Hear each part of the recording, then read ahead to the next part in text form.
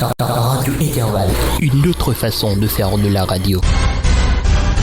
Madame, Monsieur, bonjour, bonsoir, bienvenue dans ce résumé de l'actualité mondiale sur Radio Intervalle. Arrestation de 2 autres suspects dans l'assassinat du président Jovenel Moïse. Il s'agit d'un inspecteur de police et d'un ex-militaire. L'inspecteur divisionnaire de police Emmanuel Louis, affecté au commissariat de police de Delma, et l'ancien militaire et chef de sécurité d'une entreprise commerciale Miradio Faustin ont été interpellés pour leur implication présumée dans la planification de l'assassinat le 7 juillet 2021 du président Jovenel Moïse, informe la police nationale d'Haïti dans une note. La PNH indique avoir retrouvé lors d'une perquisition au domicile d'Emmanuel Louis plusieurs objets, notamment 3 permis de port d'armes au nom de l'ex-sénateur haïtien John Joel Joseph, un des suspects placés en détention à Miami aux États-Unis d'Amérique après son extradition de la Jamaïque dans le cadre de ce dossier. 11 autres policiers nationaux suspectés d'implication dans l'assassinat de Jovenel Moïse sont activement recherchés suite à des mandats émis à leur encontre par le juge instructeur Walter Voltaire, rappelle la PNH.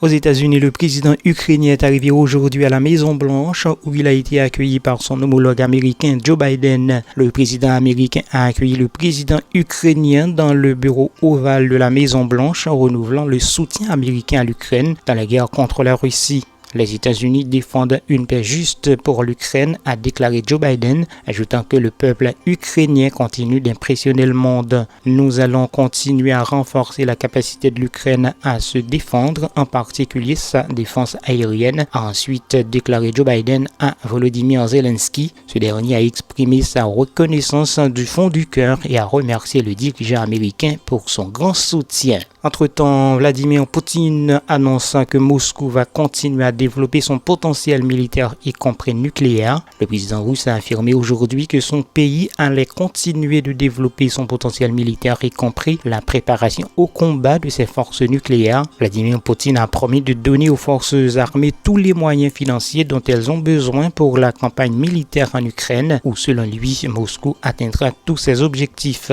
Le chef du Kremlin a également annoncé l'entrée en service début janvier des nouveaux missiles hypersoniques russes de croisière Zircon ainsi que la création de 2 bases navales pour les navires de soutien, les services de secours d'urgence et les unités de réparation navale dans les 2 villes ukrainiennes occupées de Berdjansk et de Mariupol.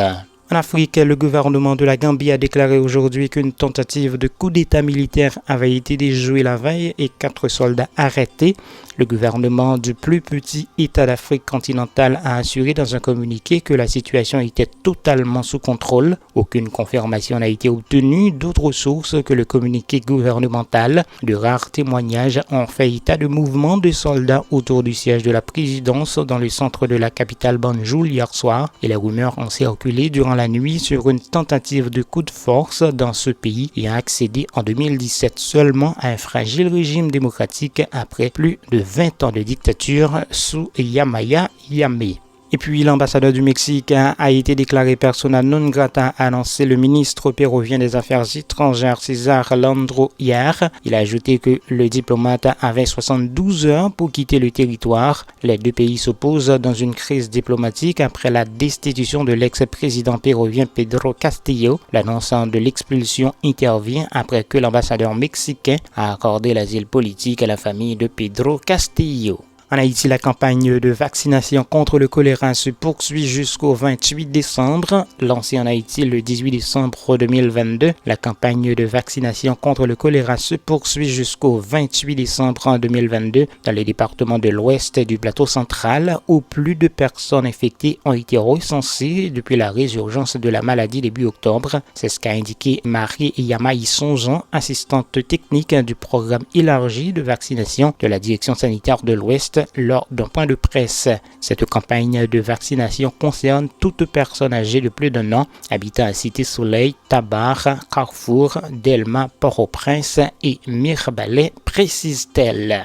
Et puis la gourde en chute libre, l'inflation atteint un nouveau pic de 47,2% après avoir atteint 30,5% en août, puis 38,2% en septembre. L'inflation en rythme annuel a été calculée à 47,2% en octobre 2022 sur le marché haïtien. Les produits alimentaires qui représentent le principal poste budgétaire de beaucoup de familles, plus de 50% a dépassé le niveau de 50%, soit 53,1% selon les données de l'Institut haïtien de statistique et d'informatique.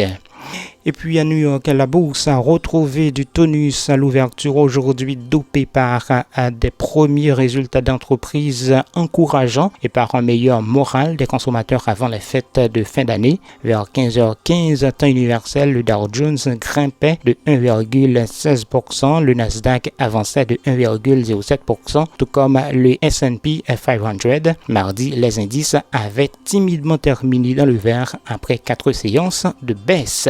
Voilà, c'est ce qui met fin à ce résumé de l'actualité mondiale sur Radio Intervalle. Présentation signée Dudro Georges. Rendez-vous demain à pareille heure pour un autre numéro. Bonjour, bonsoir. Intervalle, la plus géniale des radios.